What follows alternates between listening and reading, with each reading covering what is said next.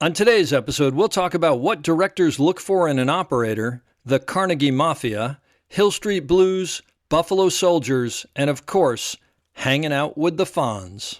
Just a little bit of business before we start. There may be a curse word here or there in this episode, so please listen responsibly.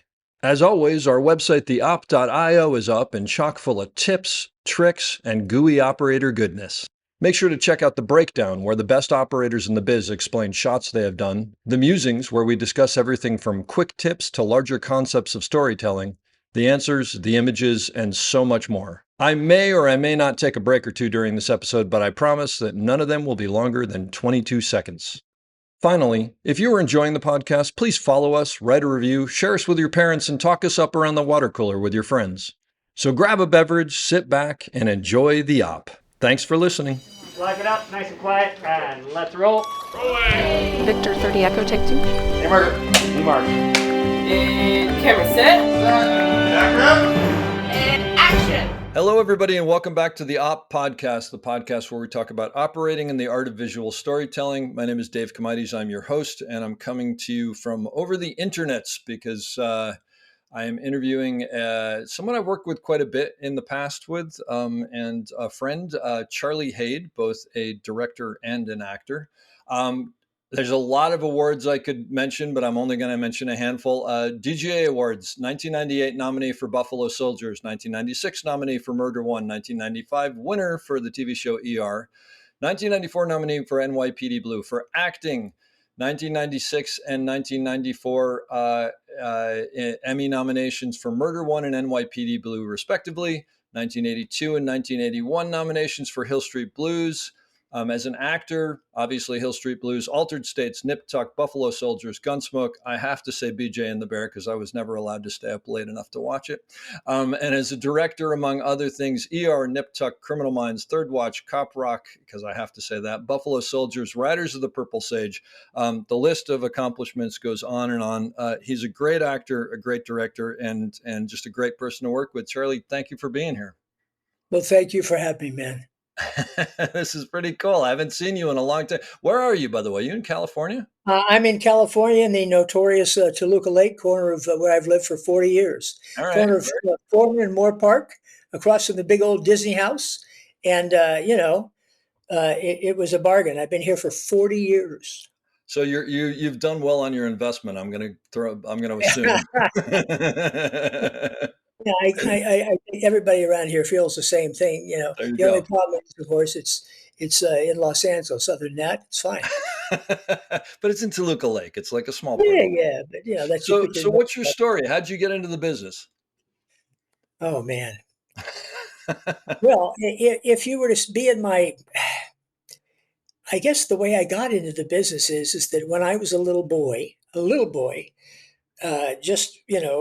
my first recollections are of my grandfather, who was a raconteur and a speaker and a past president of a place called the Bohemian Grove up in San Francisco. It's a very very well-known club, very conservative these days, but it was formed by Jack London and that group. So my grandpa was one of those guys, and my grandpa used to sit. He was quite a character. He was a gentle, wonderful guy. And he used to sit at the table and he used to perform. He used to a 3-year-old, 4-year-old, hearing the circus come to town through my grandfather, going, he'd bump on the table, and all of a sudden he would bring that entire world alive for me. He also had canaries in the backyard. He wore a boater hat and a tie. He put birdseed on top of his boater hat, and the canaries all came, and he would say, "Look, Mother, St. Francis." So I mean, he was a real character, and I worshipped him. And he was also the only real male figure in my life, because my father and my uncles, and they were all away at the war. They were all in the Second World War, and they were all gone. And I was there for the first 3 years of my life in the company of women, where I could be the main attraction. So I think I learned to sort of perform a little bit on my own. Yeah. But that's it, if you want to go way back there. But then somehow I would read later on, I read a book called Boy Showman, I was constantly reading. I was one of those guys that had their head out the window, man, quite frankly, looking to see what was outside. I didn't give a fiddler's fuck about school. I didn't care. I just was looking out and making stuff up. And my mom was terrific because in the family tradition of her father, when I was 11 years old, we started making puppets. We had a thing called the Haid Theater. We gave puppet shows for $15 for birthday parties. I did all the voices and had all the puppets. That's great. I did all at the same time. I was a real troublemaker, football player, rock and roll band player in high school. Was Nothing this but in trouble. California? Where was Yeah, this? Palo Alto, Okay. California. Talk Gotcha. about, you know, which is now, of course, the capital of the known universe. Yeah. You know, if you think of it, Silicon Valley and all that. Sure. But it was, it was wonderful place to grow up. Wonderful, like friggin' paradise. 5 years old, you ride your bike out the door, you don't come back till you're 15 and get your driver's license. That's how it was. And, I have all those wonderful memories. Plus, we could go on and on about that. It's also the birthplace of the whole 60s. I went to school with Joan Baez, with the Grateful People, the Grateful Dead, with Gracie Slick. Sure. That whole entire group was there. Kesey was out behind Stanford. All that was going on. I was nothing but trouble. And so it was recommended to me that when I graduated, since I couldn't get into any colleges, that I go into the service, which I did. My father, God bless him, recommended that. And I went in and I became a member of the submarine corps. Wow. Because I was kind of, I went to sub school and did that. And then I got plucked out of that when I finally, and this, you've got to remember, I was 18 years old when I first started. I went into the under 21 program, which would get me out by that time. This was very, very early in Southeast Asia. And so what we were doing at some point, which I still, it's funny, I never talked about it when I got out, when I was in college and all that, but we were doing some covert stuff. Let's leave it at that. Wow. And I was working with what they call the Marine Reconnaissance. This is what, like 67, 68? No. It was 62, 63. Oh, this is way early.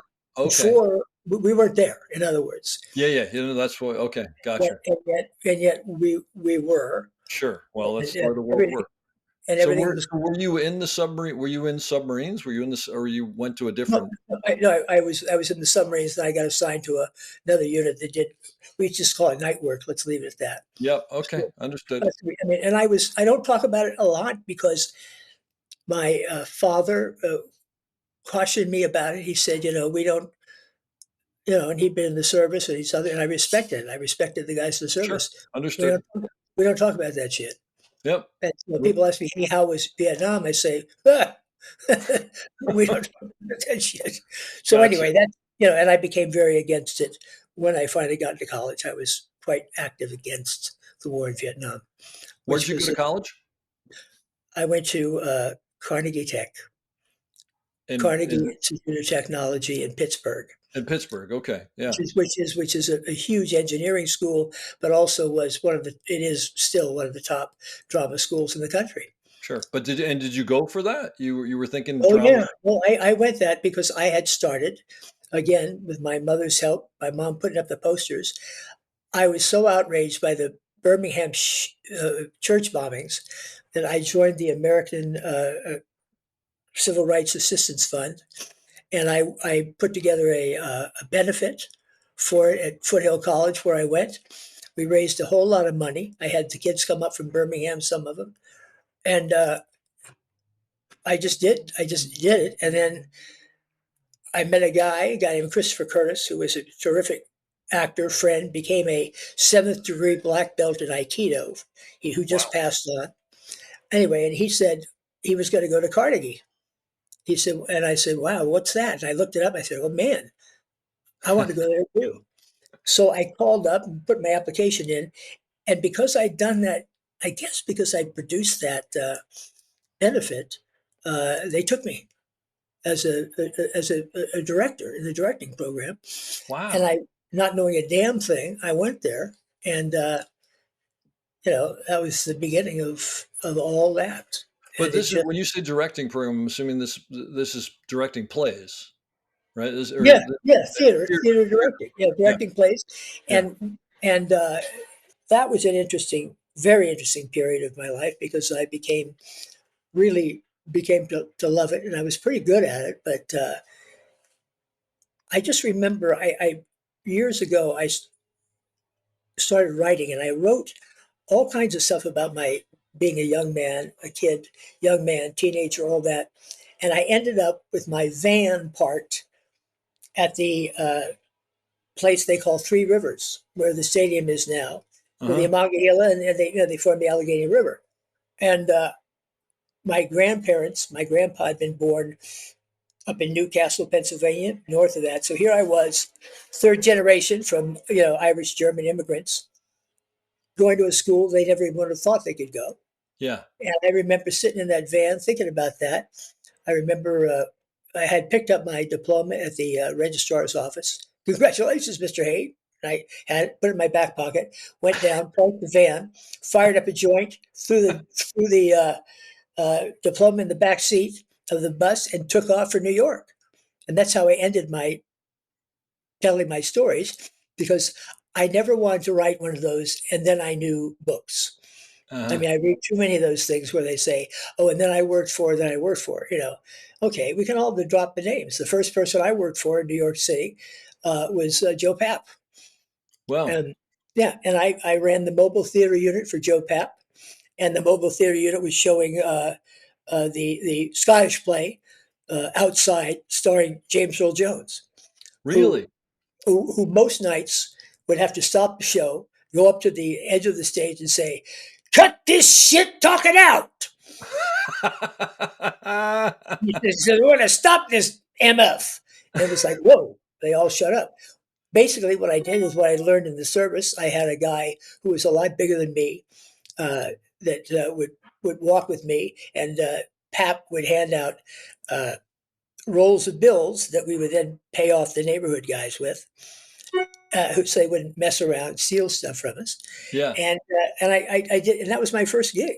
It was Wow. wonderful. I kind of fell into that. Then I got to start directing little stuff, and then talk about being in the right place at the right time. I went to a production at Cafe La Mama of a play called Godspell. Uh-huh. And I went to Godspell, and it was done by a classmate of mine, John Michael Teplak, and a bunch of people who'd been in my school. I made the only phone call I knew how to make, a guy named Edgar Lansbury, who was a producer. I became the associate producer of Godspell, and I made the phone call to Long Island that got Stephen Schwartz to write the music for Godspell. Stephen is still doing quite well, since Wicked is now the biggest hit Yeah. ever. And this is about my classmates. So I was in Wow. pretty good company for a long time, and that was a good deal. Uh, but that's not what I wanted to do. I wanted to direct or theater, and Yeah. so I did theater. I did some terrific plays. I worked at the Loretto Hilton. I worked at ACT. I worked at Washington Arena Stage. This is We all behind the scenes, or did you all act? behind, all directing. No, no, Okay. no acting, So no acting. you didn't necessarily want to be an actor at that point, or that No, wasn't in the. no, it wasn't in the cards. And Yeah. the thing that happened was I was married to at the time to a woman named Penelope Windust, whose father was a very well known director, did Arstic and Old Lace and all Oh, kinds of great plays. And I sort of tagged on. She did some plays, and went out, and I just kind of hung around. I was doing what I was doing. She was doing what she was doing. And eventually, for some reason, we ended up going to California. We had a new baby, went to California. I taught at Berkeley. She was very lonely for New York. She got nominated for a Tony Award. So we wow. came back just for that. Long story short, now we're down in San Diego. And in San Diego, all of a sudden, I was just kind of hanging on. We had a new baby. I was going surfing most of the time.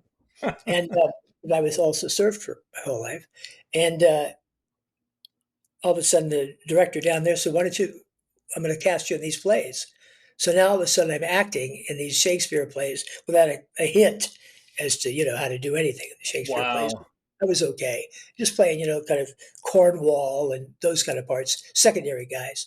But I got to And imagine as a director, like you must self-direct yourself on some level, right? I mean, it's well, not. yeah, the thing is, I guess that comes along with it now, but I usually I have been lucky enough to work with really, really outstanding directors. So my motion picture stuff, if you're working with, Ken Russell, Sure.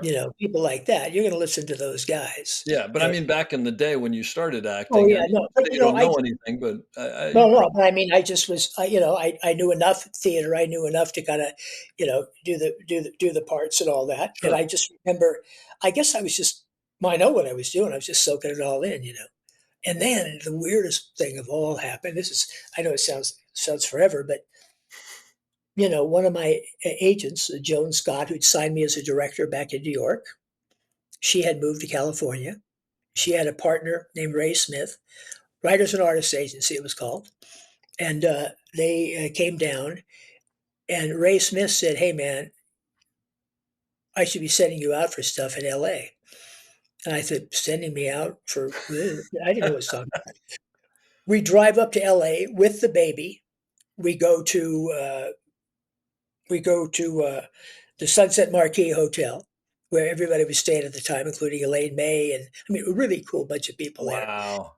And we're there at the place, and my first guy who I let crash there, Henry Winkler. So Henry comes out because he'd done Lords of Flatbush, and he comes out. He's camping on the couch. You knew him So from New York, or no, he just I met him through some other guys, and he needed a place to crash. there He's you a go. nice enough guy. So, but I was hanging out with, and here's the name dropping part.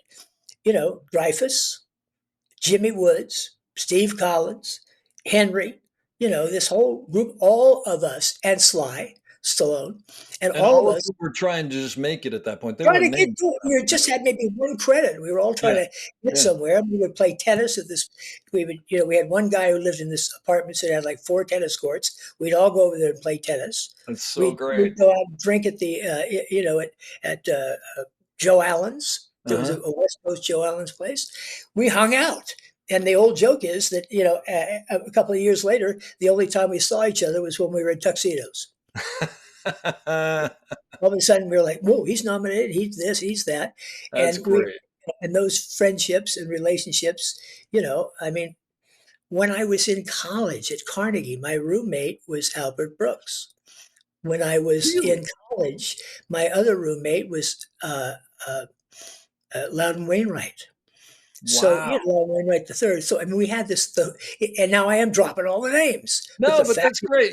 But you know what? There's so many people who have been around for a while who you hear it and you think, so there were only like 30 people in the film industry back then. It's like Well, everybody I knew mean, everything. exactly. Yeah, no, I mean, exactly. We were Great. we did not know the friggin' difference, man. That's so We great. kept drinking beer at night, Yeah. smoking a little weed, and playing tennis during the day, and then just kind of being, guys from the 60s. And all of a sudden, this group of people, whatever they had, got snatched up. Yeah. And all of a sudden we got the Fonz and Rocky, both in the same group. That's so And the great. Fonz having been taken a complete page from Stallone in the way he talked. And Wow. he said, "I'm just imitating Sly." Hey, Ah, so, I mean, those are all these little inside deals. And I know yeah. these guys to this day. I still, every once in a while, we call up and say, "Hey, how you doing?"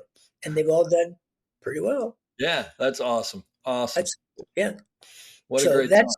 that's how you get. I mean, that's how I got here. And then again, for some reason, right from the beginning, and I started getting cast, man. I Yeah. started getting good and stuff, and it went sort of on and on. And all of a sudden, within 4 years, I was doing pretty big features. Yeah. All Yeah. states big, a really big one. Cool Did stuff. did it surprise you that that was happening? I mean, were you shocked by all this? Yeah. I mean, I don't know. Here's the thing. I don't know if I had time to stop and think about it, if you know what I mean. Yeah. Yeah. Yeah. I just kept going. I mean, I knew what I liked and what I didn't like. I didn't think it was work. Hey man, I had a lot of fun. I had a lot of fun. That's one of the reasons why I've been sober for 35 years, because I did have a lot of That's too much fun. fun back then. So, do Yeah. you remember the first time you went to a movie theater and you saw yourself on the screen? What it was? Yeah, yeah. I went with Ken Russell to a preview of Altered States, and I was Uh-huh. like, wow, look at this up here. Here we That's a go. big deal too. Yeah, It was yeah, a big deal. I worked for Carol Rice. I mean, Who'll Stop the Rain. I mean, I worked with some really, really yeah. good people. And I'd had this whole sort of, now all of a sudden you're looking at a guy who, had basically a feature career. And then Bochco calls. And he had been a classmate again at Carnegie Mellon. And at Carnegie. And he said, "What are you doing?" I said, "Well, I'm doing this and this and this." He put me on a show called Del Vecchio with Judd Hirsch. Okay. I played a guy named Shonsky for whatever, I hardly remember the part, but I guess it was kind of fun. I was like the other guy. Yeah. And then it was just all of a sudden he had me come in and do a part in this pilot called Hill Street Blues. Hmm. The pilot, I was supposed to get shot dead. Well, you But guys, I mean, you obviously don't get shot dead, but you do get no, shot. no, but here's what happened. Again, That was this a is big deal, right? blind luck, man, Yeah. because I'm there and I do this part and they shot me and I was laying there for dead. And and I found this out not through anybody, but from the back doors, Yeah. that myself and Mike Warren, who was my partner, Michael Warren, the great athlete, basketball player for USC. He was a huge star basketball player, Yeah. UCLA under Wooden, and he and I tested higher than anybody in the whole show. And we got this all through back channels. And so that's why I have the credit saying Charles Haid as Renko, because we knew that we could negotiate. Ah. And they knew it. And so we negotiated. And Oh, but just to back up, because there are people listening to this who aren't going to know about Hill Street Blues. Correct me if I'm no, wrong, but Hill Street Blues, the unbelievable pilot, and mm, you guys were two of the key cast members. And at the end, with the last minute of the show or something like that, you're in a doorway yeah, of a hotel or something like that, and yeah, shut- you both get shot. Like, I mean, not just shot, but like shot, and you yeah, go yeah. down. And it fades out as they say, "We need an ambulance," or whatever, and it's assumed that you're dead. And I think it the first time anybody had ever like killed off main characters like that on a TV show. It seems like it. Well, yeah, but I mean, I don't know if they were considered main characters. If it was, I For mean, the pilot, though, I mean, you were in a lot of yeah, the no, pilot. no, yeah, yes, absolutely. And I mean, I guess what I'm saying is like that you watch the pilot without knowing that, and it's like, yes. okay, we're introducing you to all these people who are going to be on the show, and then they kill two people, and it blew everybody's mind apparently. But when Well, it but first that came. was also one of the reasons why I originally took the part, was because I was having a feature career. Oh, you didn't want to get locked down. I thought, locked down, of course, until I saw the pilot. It's a great And then, pilot. and then I wanted to be locked up, and Yeah, locked up for 8 years, yeah, but at the time, I was, playing that because I had a pretty successful career, which somewhat continued after Hill Street. But Hill Street was a, huge highlight, and really is I think the trap of it is uh, they kind of start giving you everything you want, good seat in an airplane, good seat at a restaurant, hey, all that stuff, the perks as they yeah. come along with it, including, troublemaking sort of human perks, if you get my Hmm. drift. So, here we are, and I'd already had some of that because when Henry had become the Fonz, I went out as his road manager. So Riding that's coattails. a different story and more adventures, but we Yeah. wouldn't go into that. But so I just kind of was in that world, and I loved the part, and I loved the guys at Hill Street, and we had a real wonderful run. So How it long turned were you on that show for? 8. Was it you were on the entire run of the series till No, the end? yeah, yeah. Yeah, We all made the same decision when they were going to renew it. Uh, the whole cast decided no. They decided we were done. We yeah. didn't want. We did, just you don't want to keep going 15 You've done years. enough. 8 years is a long time. That's a long Yeah, time. Yeah. it was wonderful and worthwhile and all that stuff. So there I was and starting to act again, and then how did I get to become a director? Well, the no, it's fascinating. Also, another guy who had gone to Carnegie is a guy named John Wells. Oh, yeah. So John Wells had a project that he at Paramount that he had resurrected, and it was called The Night Man, and it was a movie of the week. And I Hmm. somehow he talked into, and I talked into, and the NBC liked it so much that it's the first MOW I directed, and it was for John.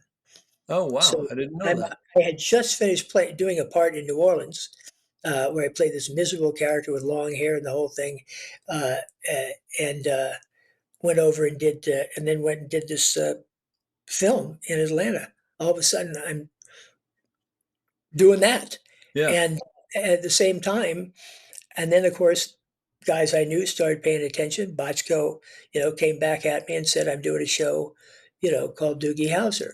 Uh-huh. Want to come do Doogie Howser?" So I did Doogie Howser. He was happy with that. I became part of that stable for a while. So now you can imagine in the early '80s, mid '80s, I'm a I'm a member of the Bochco camp and the John Wells camp. It's not bad. Not Not bad bad, at all. Those are not two bad. very big camps. Yeah, and the big camps were all about, again, going to the same school. There is a Carnegie, to this day, mafia. There Really? is a Carnegie Mellon, Carnegie Tech, absolutely. Oh, where'd you go Okay. to school? Carnegie. Okay, you're hired. I mean, You're in. not quite that, but No, no, but sort of you that. get a leg up. Yeah, yeah. It's like, I mean, there's one at NYU. There's certainly a Yale guy, Yale Drama School Mafia. There's a bunch Mhm. of them around. C. I mean, everybody has links back to some of Sure. those places Yeah. sometimes. So that's sort of what happened. And then I guess I got pretty good at it. And I liked it. I really liked it. And at the same time, I had one of the traps with all this is you just get somehow you I don't know how to use the word. I think the word is you get a pretty high opinion of yourself somehow. Because everybody keeps saying, "Hey, you, this, that, and the other thing." And I remember that being a trap a number of times. And I remember being uh, demanding, which was not a great quality. I remember, taking advantage of it sometimes, but I was always set straight by guys. And a lot of the guys set me straight. You're one of them. Thorpe is another one of them. No, I mean, no, these guys would just say, "Hey, take it the fuck easy, man. Take it easy." And that was my MO. They would say, calm it down, take it down. Because Uh-huh. I was so enthusiastic and so this, let's do this, let's do this, hey, dude, slow down, you know. And the thing is, God, without even realizing it, or probably not even have the gratitude for it at the time, I had gotten everything I could ever possibly want. I was right there. I was doing exactly what I loved to do, and I got to do it until, till I always get the younger people all fired up when they say, "Oh, I was a director." I said, the last, and they say, "What's the last thing you did before you retired?" Breaking Bad, you know? And then they go, "Oh, good Not a bad. Lord. Oh my Yeah, God." exactly. It's Well, not a bad. yeah, and it's like, and I'm an old fart. And so here I am, saying Breaking Bad. I'm hipper than cow shit, man. I'm Yeah. hip. And There you so go. kind of left it there. And I've done some teaching at UCLA. I taught the master's program for Rod Holcomb. Okay. God rest his soul, and God God rest his love him. soul. Love Rod Holcomb. Directed Oh, the my pilot for ER and came God. back several times. I Gave me, think I don't know if you know, but he gave me, Rod was directing an episode when my name came out to direct in season 5. And he came in and he showed me, "Hey, you're on the list." And he said, "I tell you what, there's a scene with Eric LaSalle, who he knew I was close with." And he said, "How about you're going to direct that scene?" And I said, oh, "What do you mean?" And he great. goes, "I'm going to give you that scene. You and Eric and I are going to talk about it, but it's going to be 100% yours. And I'll be on the set, but you're going to direct it so that you can step in those shoes." And he gave me that gift. And to Yeah. his credit, he basically stayed back. He didn't do much. He was there in case But, Eric you know, needed. that's how it works. And I mean, that's why you and I are talking today. I mean, one of the reasons that I love the podcast that you do is because you're talking shop, man.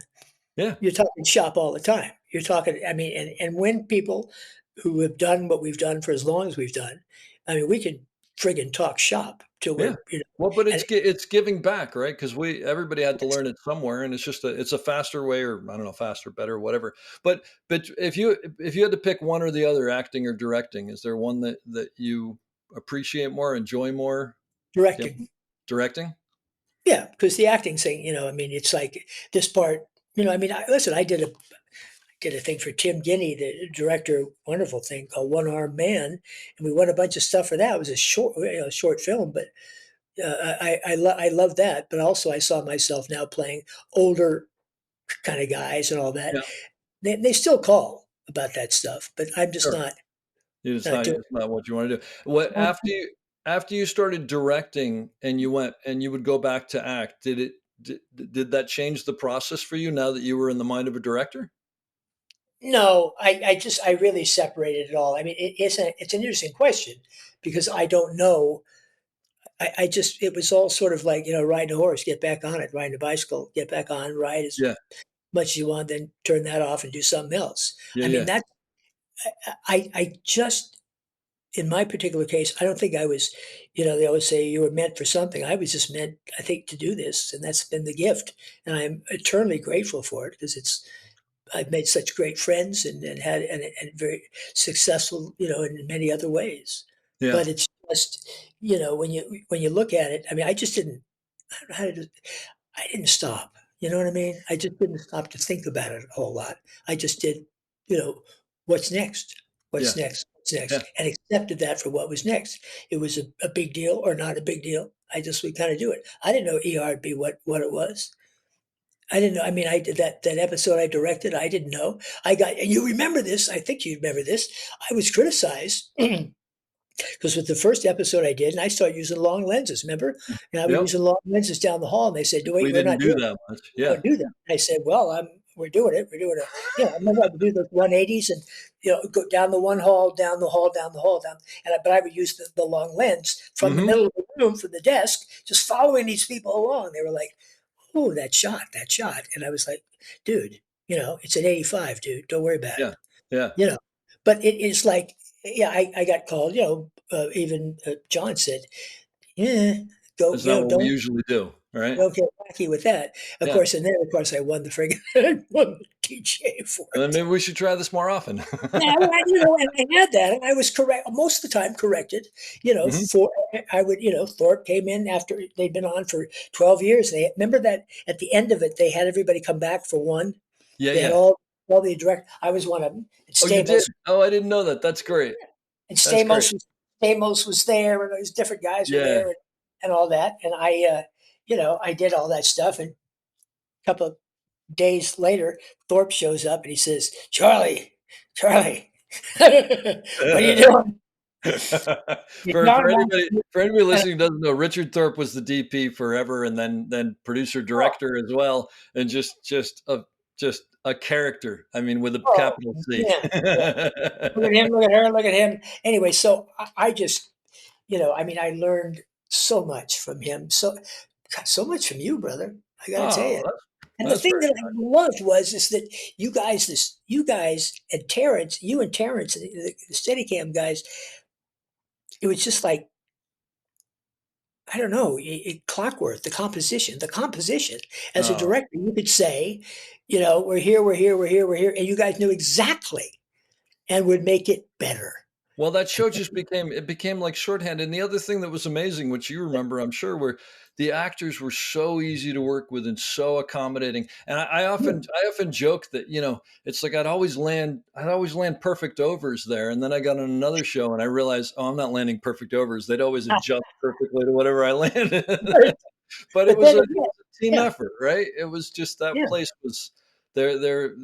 It was just such a perfect place to be. Well, I just knew, and the interesting thing is that this is a kind of a side story, but that in a way, doing that style, and then kind of thinking about that, and going over and doing kind of the search and destroy method that they used on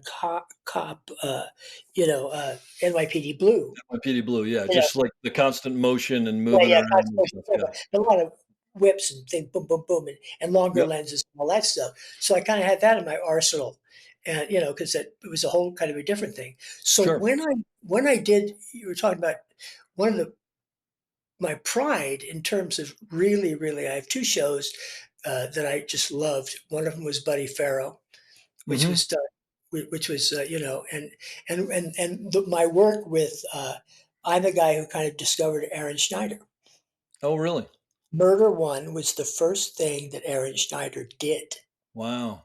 And when he did, and Bachko was so funny. I came in, introduced him to Aaron. I said, "Here's the guy. I'd like to do it." And he said, "Well," he said, "the name Schneider's working for you." He was part of the tribe, and it was a good thing to Bachko. Uh-huh. But the thing that was so interesting about it is all of a sudden I started talking to Aaron. I said, let's be really long and really settled and really top lit, and let's make a show about stuff that happens in the dark, in offices, in places, in confined spaces, out of sight of the sun almost. Let's use the light that comes in the window. Let's really make it that kind of a stylized thing. And man, it worked. And that's why we got nominations, and that's why I won stuff, was because we just completely went, way over here. Mm-hmm. Mm-hmm. Our operator, again, and my operator was Davy Boyd, Mm-hmm. who's just a sensational director now. Yeah. But I didn't realize that. Oh God, yeah. No, he's doing everything these days. Good. And Davy followed me to Buddy Farrow, and Aaron did the original Buddy Farrow, and then Davy followed me there. We did Big Apple for David Milch, which is a whole experience in itself. He's a brilliant, brilliant guy who can't be quiet on the set, but that's a different thing.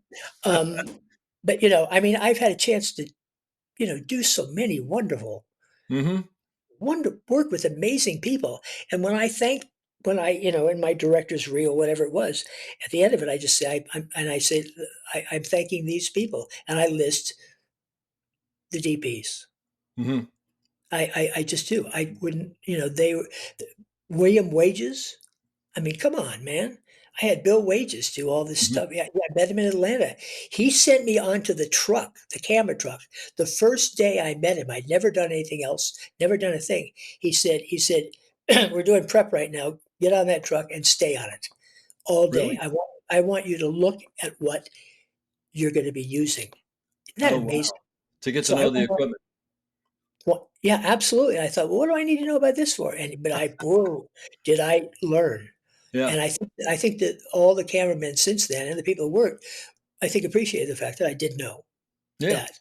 Yeah. Because you can actually say a lens. You can actually say, you can use the terminology that is familiar to operators. Sure. Sure. That's what you can do. And I learned that from really some of the best, if you think of it. That's fantastic. So do you think that when you went into most shows, that did actors appreciate that you were an actor first, and that you, or I think, well, the thing is, it's like, I think I talk the language. I mean, you remember this. I mean, I'm the guy who would say, "Cut, cut, what the hell's going on?" Yeah. I would say that. No, you didn't mince words. It was definitely that. I never did. I say, "Okay, hold it." I go up and talk to him and say, "What the hell is this going on?" Yeah. Or but whatever. you think that it cut to the quick with them about being able to get right in there and well, because I knew and they knew that I was an actor, and I'd say, "What?" Yeah. Most of the time, I just say, "What's going on?" That usually actually those words, Yep. and they would say, "Am I off or am I on?" I say, "Well, I don't know what's going on, but you're not right there. Let's do this or whatever." But there is a language. I think there was a respect because I had acting experience. Yeah. And, I think it's very, very helpful. Very helpful. Yeah. And the other thing is, it comes off. I mean, especially coming from you, it always came off to me, because I used to watch. I mean, I remember watching you work with actors a lot. As genuine. I mean, because you can know the words, but it's not coming from a genuine place. And with you, it was just like cut right to let's get right to the meat of it and figure out where we're going and why we're not there. Or whatever. Yeah, because the thing is, to make the assumption is, you make an assumption about professional actors is that they know this stuff, or if they don't, they're going to know it. They better by then, yeah. By the time they're done with me, they're going to know it. Yeah. But I mean, I just would assume that, which is, they like that you assume that you could arm around Clooney or anybody, and say, Tony, any of those guys, and say, "What's going on? Yeah. and they knew what was going on or what wasn't going on. Hmm. And that's how it would be. It'd be very quick. You remember, you worked with me so many times. Sure. I Absolutely. what's happening here, dude? Or, Yeah. you know, or sometimes when it was weird, I'd say it pretty loud. I remember you remember that. I'd say, God, what the, There was never a point where anybody went, "What is Charlie actually trying to say?" No, there was never that. You always knew. There was no question about it. I remember when you came in the first time, Terrence. Because like I'm new there, and I think you'd been there once before me. I got there or Mhm. whatever, and I said, "What's the deal?" And he goes, "Oh, you'll love him. You'll love him. He's great. He's just hold on. He's great." It was exactly right. And how many Well, yeah. how many episodes of ER did you end up directing? Oh man, I don't even know. Multiple, right? Yeah, Yeah. yeah, yeah, for years. I mean, and then I would come back and forth, and then Yep. I got all of a sudden stuff took off, and I wasn't available forever. Sure. And Yeah. Johnny would call up, and then John, when it was that last season and all, he said, "We're having a reunion. You're coming, man." Yeah. Says we're all Yeah. going to have people there, which was That's a great. great compliment. Oh, But that's I mean, let's put it this way: my favorite ER story, my favorite story about myself on ER. I just, I had been on. Well, there's a couple good stories about ER, but Spielberg had to do with that. Also hmm as we know. And one day, and I had known Stephen when he was doing 1942. I was doing Altered States, and they were and the same stage, stage 11. Oh, So and I had same stage as ER. Wow. oh Yeah. yeah, yeah. Oh, there you go. So one day we're doing when I was doing Altered States, he showed up and because Belushi, he couldn't find Belushi, and so he was just hanging out, you know. So and I had known him a little bit before that, and so one day we were shooting over by the L that they had there, that The hospital entrance. elevated track Elevator. Chicago train set. Yeah. We were over there. We had a setup. It was a long lens setup. There was a bunch of people behind me, and I spied Spielberg in the group somewhere behind, somewhere, kind of trying to be, nonchalant as someone having Spielberg on the set would be. And so people did not know I knew him. So what was great is all of a sudden I did a shot, and also I stopped. I said, "Tut tut tut." I turned around and looked at Steve and said, "What the hell are you doing here?" I said, "Did you come to steal my shit again? Did everybody Again? just go You want to quiet? learn how to shoot again?" I said, "You were haunting me back on this same stage 20 years ago, man." And they were like, they, the first, they were like, "Oh my God, he's talking to Spielberg. What do you mean you're trying to steal my shit again?" Well, I'd already directed Cooperstown for Amblin, and I knew him. And then later on, of course, he had me do a show that about the police department out in the valley. You Uh-huh. know, so I mean, can you imagine being a guy? I always love this, having a secretary call and say, "Mr. Spielberg will be calling you in 5 minutes," and he, you know, called up and offered me that gig to run that Yeah, show, not and bad. so not bad. That's a good And call. Yeah. yeah, no, but I mean, it's those kind of things, man. Those are treasures. Those are Yeah, terrific kinds of absolutely. stuff. And when you run into the other great thing to do, and I'm just now I'm blowing horns here, but one of the great things to do, at least I just love it. Every year they have the DGA Awards, and that morning of the DGA Awards, they have a breakfast, Oh and the yeah, yeah, breakfast is for the people who have won the DGA Award once or twice or whatever. yeah. I was in that category, so I would go for years and have been going for years to that breakfast. To be among that group of people, just that group of people, That's the is just top of the top there, right? I mean, yeah, that's amazing. it's just And no, do most people show up? Is it a big oh gathering? yeah, no, all kinds of that's the whole deal. That's And to great. have other directors, like and they're very, Spielberg, by the way, is very enthusiastic. You know that. Remember, he's kind of right there. Yeah, And what a word of praise from him in front of a bunch of other directors is like getting anointed, man. I mean, I sure. was holy crap. That's He cool. just said, and he just yelled at one time, literally yelled at one time. I'm just saying this because it made me so happy. It was my life was complete. He Yeah. just said, "Speaking of shooters, check out this guy." And it's like, whoa, That's Spielberg said uh, that. that's Because great. I'm glad you shared that. great. the biggest compliment you can get in this business from other guys, calling you a shooter. Yeah, That's that's the deal. fantastic. We all know what that is. We all Yeah, know that is. And that was like, oh, fuck, that's really cool. that's So great. anyway, there's me bragging on me. So let me ask you. I got a bunch of questions for you. The first one is Yeah. stupid, but I have to ask it to you because you were an actor in a certain age. Were you ever involved in any of the Battle of the Network Stars? Shut up. You know I was. Be Come on, quiet. you got to tell me. Got it. I am so obsessed with these things because they're so stupid. Oh, oh, oh, was that good? That was Were the they stupid. were they fun to actually do, or were they just Oh, stupid? no, they were great. You're sitting there talking to Howard Cosell. Yeah, I know, but And you're like, here's the actor from Hill Street Blues, Charles Hay. He All right. is this and that. And I'd say, thank you, Howard. You know, all but I right. mean, So tell me what events were you in? I You was in remember? the swimming relay. I was Okay. good swimming. I was in the most dangerous uh, uh, uh, bicycle race you could possibly have. Why they had people on double bikes, I don't know. Oh, I Why they remember had the double bikes. It's actually amazing to me now that you say it that like insurance would allow this with the That's amount the of scariest thing I've ever thought of. We'd be killed with that damn thing. I did the obstacle course, and you had to have done the tug of war, right? oh yeah, Yeah, I was yeah. big time in tug of war. You're a strong guy. Yeah. Kind of, yeah. But Yeah. so except for my legs, they all know about my legs. I don't know. I'm glad we're not showing. This is a podcast because Yeah. people have Yeah. looked at my legs and asked me, when did that happen? So. But that's kind but those kind of things, those are great little perks. It was a lot of fun and the stupidest damn thing that It ever. was. It was absolutely. I'm completely obsessed with those. That's why I had to ask. Okay. Now I Unbelievable. can move Never, on to the next thing. The yeah. next thing that you were involved in as an actor, I have to ask you, Cop Rock. Did you sing on Cop Rock? Come on, did you? Okay. Dude, yeah. What are you talking about? I was one of the producers of Cop Rock. Me and Mike Robin. Oh, I didn't know. Wait, Mike Robin was a producer on Cop Rock? Me and him, we were the junior boys over there. We Oh, were I didn't hopping. know Mike Robin was. Oh, wow. I would have Yeah. thought that. I guess I would. So, Hobbit. because that show was ahead of its time.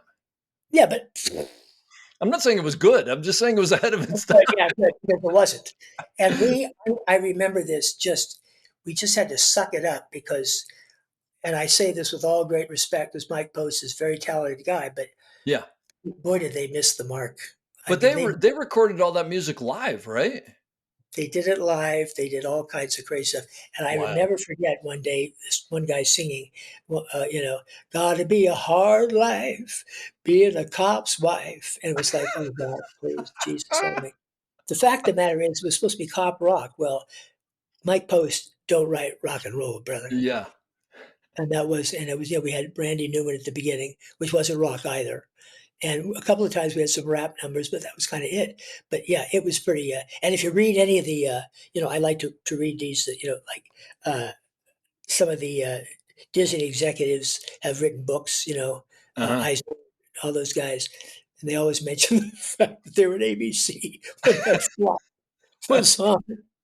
And I remember one time Bob Iger said to me, I was having a meeting somewhere, and he walked by and said, Charlie, thanks for that. Thanks for Cop Rock. Dude, that's why I'm working for Turner now. Yeah. No, I can't work for you anymore. He said, well, you almost got that right. All right. Well, now that I got those two out of the way, God. so let me ask you. I'm going to ask you a question as an actor and as a director. As an actor, what do you look for in a good camera operator? What are you looking for from the camera operator? What can a camera operator do that helps you as an actor? An operator as an actor. Yeah. No. What the camera operator Yeah, actor? yeah. No, well, because the issue that's the person who sees you. Yeah. The first sees you, and that kind of thing. I mean, that's invaluable. And I know the difference between this. Just different ways of working on the eyepiece. Yeah. And that is what an operator could do. But my real appreciation, of course, has always become because of the direct, because of the, it's like Davy Boyd was the operator on Murder One. Uh-huh. those frames, and I mean, it's brilliant stuff. You've done amazing stuff. I mean, the framings, you guys, some of the stuff has just been amazing. And I listen to your podcast because I know the language, and I Mhm. love to hear everything that every guy says on these podcasts because I get it. It's real shop talk. And so Yeah. as an actor, of course I get it. And as a director, I get it even more. I Yeah. mean, to a good operator, you can say the shot is this, and man, they got it, and they make it better. Mhm. Always make it better. So I you're could just not. basically looking to hand it off, and the operator then finesses it into something even more. Yeah, absolutely, because it's there. Yeah, because it's going to be at least the caliber of guys I work with, including yourself, better at it than I am. Mhm. They got a better eye than I do, and yet ultimately, as a director, they say, "Oh, directed by," and all that. Well, guess what? Without the operator, without the lighting, without all the other departments, you're nothing. Mhm. You got to honor the script, honor the actor, honor the operator, honor everybody on the set. That's what it's really all about. Yeah. And Yeah. and sometimes, I mean, I think the one thing people did know about me is that I loved everybody on those sets. No question. I'd fuck with everybody, but at the same time, they'd fuck me right back, which was great. I mean, nobody said, "Oh, Charlie, oh, please," Yeah. never. And I Yeah. loved that. Yeah. They'd say, "Shut Yeah. the fuck up, man," or whatever. But I mean, that's the kind of camaraderie that we get when we do what we do, and if Mhm. we do it well. So yeah. So And good seeing you, man. It's great just talking to you. it's great talking to you too, and it's great to see you. So do you remember what are there things that you would say? There are certain. You're not one of them, so maybe this isn't a fair question, but there are certain Mhm. actors that can be prickly. We've all worked with Mhm. them. Uh, Mhm. Well, I'm yeah. I'm No, asking no. this question, and you don't have to name names. I'm asking this question though for younger operators who are trying to figure out what do you Well, do as yeah. an operator when you're working with one of those actors who is not interested in hitting a mark, is not interested. I mean, do you go to the director and ask them? Do you go to the Well, DP? first of all, I think yes, I think you go no, well, I think the chain of command, you go to DP first. Yeah, Your guy, the governor. You go to but him first. you take it up the ladder basically. Yeah, you take it up the ladder, but also it's all going to come around. I mean, you think the director doesn't see the bullshit behavior? I mean, we all know. I've been on sets. They had some on ER. They had Yeah, on every show. There's a couple of guys. sure. Somehow these guys get this attitude, and I don't think they quite know what to do with it. But they don't last, buddy boy. They Hmm. don't last. I got you know the names, and I know the names, and they're not around anymore. And that same thing with certain DPs, Yeah. certain guys. They burn it and they burn it bad. And they burn it bad because of their disregard for other people as artists and as people. So it You really can't. comes down to just respecting people and Yeah, respecting the it's process. just about. I mean, that to me, that's what's built in is that respect. I Hmm. feel honored to be in the company of those guys. It's like for me, it's the greatest thing in the world. If I ever felt myself taking it for granted, that was a bad day for me, man. Hmm. You know, and I was called, to the carpet a couple of times, and by people I totally respected. They said, Yeah. "Take it easy." I said, "Got it." But I think people. One of the things I do know is, and in talking to you also, is that I always have felt people got me, which I think that was. I mean, I could be more grateful for that because I'm a handful. I am a bit of a handful sometimes, In a good but way. well, no, but I also see, I mean, and I try to explain this to directing students also, and I just say, look, I got, I got, I got it in my head. I want to see it. I want to try it, and I'm also completely open to every kind of idea. And if I see something different, I'll take credit for it. You know, hey, wow, that As was a it good performance. as it should be. Wow, I Well, wonder how he did that. yeah, You know, that's always the thing that I never quite understand is like you'll come up with an idea and people there are some people in this industry who'll be threatened by it. And I mm, never understand that because like when the movie's showing, no one's ever going to look at that scene that I maybe had an idea with and go, I bet the operator came up with that idea. They're going to go, hey, that director did a great job or that actor did a great job. Whoever they're seeing on the screen, you know? yeah, it's the thing, and the other thing is the civilians, as we say all the time. They don't know how the process works. They don't know. I mean, they couldn't even begin to guess how it works. Yeah. Look at the machine we're part of. Look at Absolutely. Yeah. look at the Rolls Royce I got to drive my entire career. I got to You- go on a set and I got to say action and cut with brilliant people. I mean, what a gift. I mean, whew, you Do know, you think that you think the process has changed because of the move from film to digital? well, I think it's a time thing. I think there's that whole thing about keep it rolling, that mentality and all that sort of a thing. I think that for certain people that can really, really get in the way. Is that a Be- good thing or a bad thing? Well, I don't think it's a great thing sometimes because, Yeah. I like cut. I like cut. I like stop. I like, let's do this. I would say, okay, let's keep rolling. Let's try it again.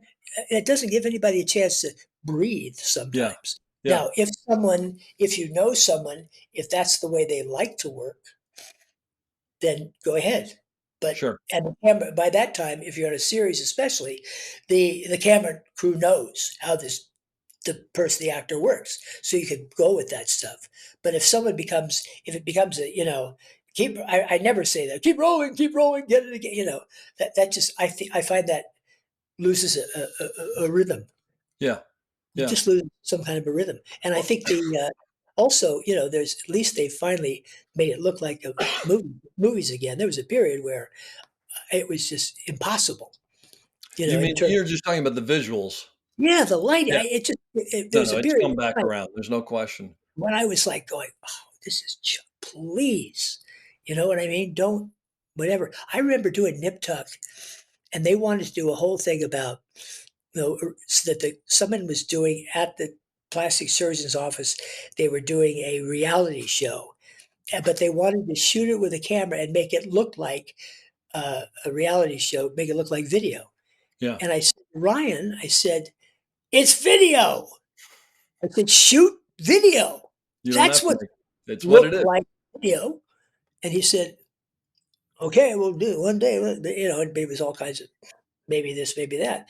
But, and it's that kind of thing, Mhm. don't need to disguise something to look at it. I like the fact that they can now make it look good. Yeah. They can make it look real good sometimes. I mean, I watched that thing. What was it? What's that thing out right now that Inarritu and oh God, it's a series that's on now. Discipline. What's it called? Uh-huh. Disclaimer. Oh, okay. Oh, I've heard of this. I haven't seen it. It's good? Got to, got to, got to. Yeah.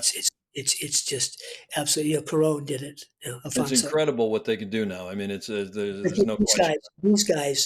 these guys used different. I don't even know how to describe it. They used different stock, different Yeah. filters for each character. I mean, they made this thing into a friggin' masterpiece. You got to take a look at it, I'll check and it out. No, that's great. you'll flip out. And the guys, Yeah. people who are listening to this, just do not miss that Disclaimer. combination of guys. Yeah. Those two guys. Yeah. Oh, I mean, it's just like Renoir or something. I'm looking at it, going, "Oh my It's God!" amazing. And Yeah. you talk to other guys, and they go, "I get it." Other people don't know what I'm talking about. I go, Yeah. Look at this," and they're like, "Yeah, it's good." I said, "No, look at this." Anyway, that's enough. Yeah, Me no, no, talking. no. So quite another question I have. You go into like first time you go into something like ER or Nip Tuck is another great thing. Um, you want to go in there and put your mark on something, but you also the show has a style and a look and a whatever. So how do you know how much to push and because you don't want to turn it into something completely different, right? So how do No, you no, get but I mean, you could in observing and watching the shows, there was a period of time. This is interesting. You brought this up. There was a period of time when the idea of doing Nip Tuck was just not in my wheelhouse. I didn't want to do it. I didn't like what it was about. I didn't like some of the stuff that was about. because of I what just, it was? It was yeah, kind yeah, of it was a dark show. I Yeah. just like, yuck. Yeah. And then of course Ryan calls me up and he says, I liked your done. He named a couple of things I'd done. He said, come on over. And of course, I went over and I did it, and I did enough of my stuff that I did some pretty interesting stuff, especially lens wise, and Mhm. I did it, and then I all of a sudden he wanted me back like for 6 shows or something, and I went to production manager. I said, "How long do you think I'll last?" He said, "Probably about 5." And because mainly, there is some thunder over there, and it belongs to Murphy. We all know that. Mhm. We Yeah. all know Yeah. Murphy. It's his stuff. But he said, he was so generous with me, though. He said, "You are exactly the opposite of everything that I am in terms of, I'm a gay man, da da da." He talked Mhm. all about it. He said, "You're like my father." He said, Wow. "So, and I said, "Yeah." He said, "But I don't know how you do it, but you're doing it. Keep doing it." I said, "Well, there we go." But, there is that sense also among all of us. There are people who are a challenge at all times, and the Mhm. higher up the tree they can be. Bochco was hard. Bochco was hard with people, on people, not so much on me, but he was hard on people. Yeah. John, not so much John. Chulak, sometimes. Mhm. There's different guys with different sort of attitudes. And when I became a showrunner, I know what my good points and bad points were, and who I was, doing it for. And, you know, the, this business is not without conflict. There's got to be. There's somewhere, somehow. It's either writer, director, actor, producer, camera. But it goes on and on. But there's some stuff there. But when it comes together like it did with ER for so long, it's a friggin' miracle. And that Absolutely. was a great set. That was a great set. That So that was yeah, no, definitely one of the highlights of my career. There's no question about it. And absolutely. but not only what we were making, but the people too. Like, and Yeah, people coming that, and going like yourself. And a lot of that is probably, I mean, I don't know what happens upstairs, but some of it's got to be John Wells trickling down, right? Making oh, sure absolutely. No, John, people, absolutely. John and Chulak, yeah, that was the guys, yeah. and I mean, I learned a tremendous amount from Chulak. He's probably one of the most economical directors I've ever Chulak seen. was fantastic. He taught me so much. This is Chris Chulak for anybody who doesn't know, who was he producing director on? He was producing director on ER, Yeah, also yeah, Third Watch, bunch of other things. yeah, Southland, is that right? yeah. Southland, Yeah. yeah, I got to do Third Watch also in New York, and yep. I was able to direct New York City. By the way, what a great place to work. Oh yeah. What Well, the fun other that. thing that was great about Third Watch, because I was there as an operator and as a director, was Mhm. they're kind of on their own a little bit. They weren't in on Warner Brothers, so they sort of did their Yes. thing and reported back. So it was like its own Yeah. little empire. That's where that famous saying. One of the funny things about the business is, you're shooting outside New York and people are talking, and someone's saying, and the AD's saying, "Can't you see we're making a movie here?" Like if Exactly. that means anything to anybody else. It That's was one of the exactly right. stupidest things. Yeah, absolutely. Hey, be quiet. We're making a movie here. The guy says, "Well, why don't you fuck yourself?" You know, I'm going down the subway stairs. I don't care. Yeah, exactly, bro. Come on. it's a great place to shoot. It's a hard, but it's a great place to shoot. Yeah, Did well, you okay. used to, did you used Yeah. to get nervous when you'd go in on a show, when you started a new show? Once you were I think, established, I mean. I think it all depends on, it just, I knew they wanted me. So that was a good thing. Hmm. Uh, I would really bone up on the style. I really would take a look at a lot of episodes and just say, this is what they ostensibly want. And then I try to add something to it. And that's why I think I getting, called back so much. It Because was because, you'd be building on what they've already built on. yeah, I would just do a little this and that. And then they'd all go, oh my goodness, this is an interesting story too. It's relevant to, I think, those of us that operators and certainly DPs and certainly directors.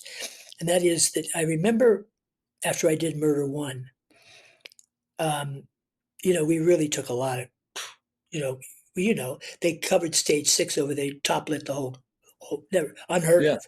The Uh-huh. old guys were coming down and going, I haven't seen this since 19 blah, and we did all that. The lenses, the whole choices we made were there, and I remember when they first looked at the first screening of the first thing, and I was up there, and it was like I thought it was wonderful and all this, and yet there was this enormous silence at the Really? end of the screening, and I went This is the downstairs. screening for the network executives No, or no, whatever? no, for the Bachko and all those guys, all Okay. those Yeah. executives. Yeah. And I remember going downstairs and sitting around somewhere, and I remember Milch coming downstairs, and he just came in. He said, You did it, and they're going to know it. Huh, They don't know it now, but they're going to find out. That's what he that's said. cool. Yeah.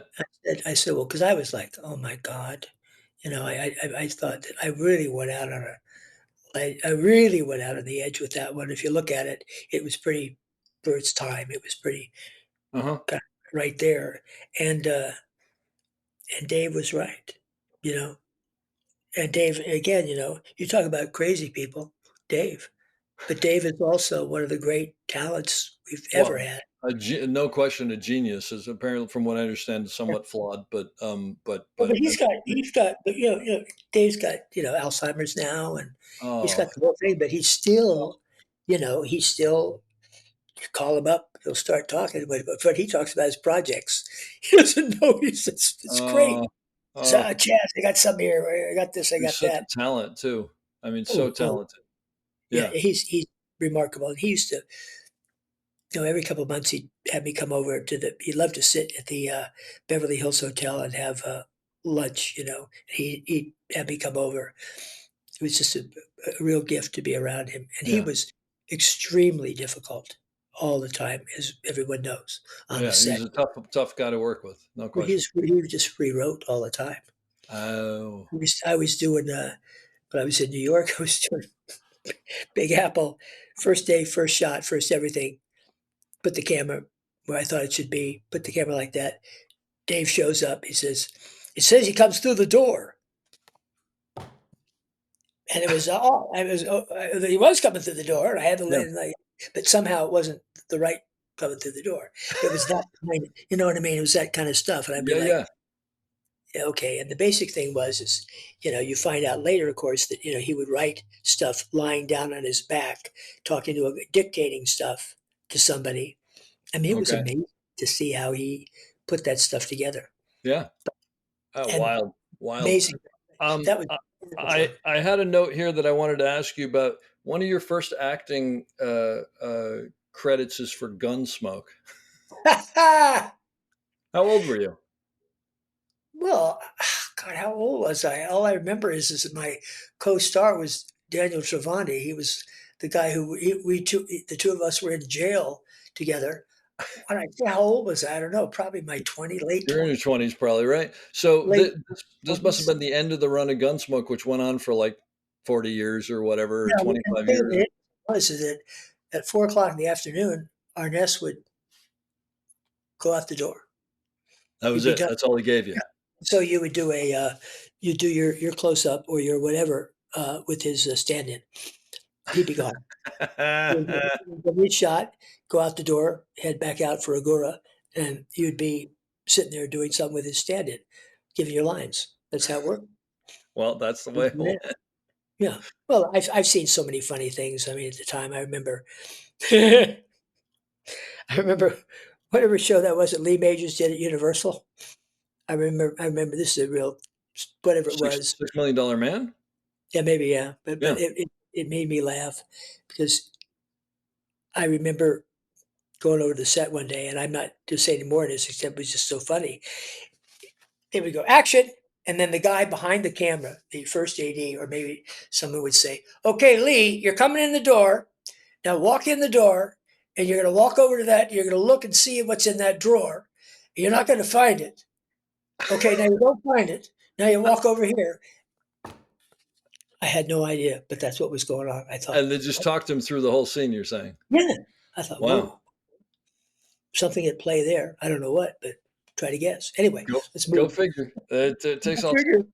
Tell me about Buffalo Soldiers. That was that a passion project for yours, or?